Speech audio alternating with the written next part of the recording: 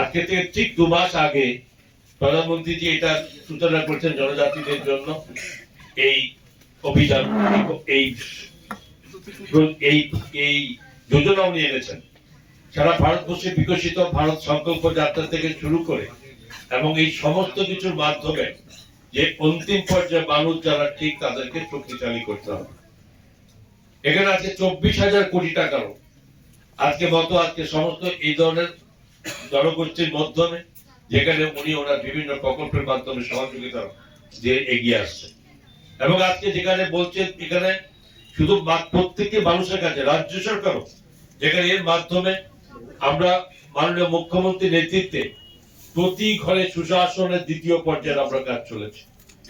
এই সুশাসন আর এই জনমন এই যোজনা, এই সমস্ত কিছু মিলিয়ে প্রত্যেকটি মানুষের দৌড় গড়ায় সরকারের সমস্ত সুযোগ গুলো পৌঁছে যাবে।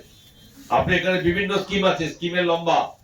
তো এখানে ডিএম সাহেব বলেছেন যে এই যে মানুষ আগে আপনারা বিশেষ করে জনজাতি অঞ্চলে, দুর্গম অঞ্চলের মানুষ আগে তার প্রয়োজনীয় কোনো কাগজ, কি সার্টিফিকেট, কি রেশন কার্ড থেকে শুরু করে ইভেন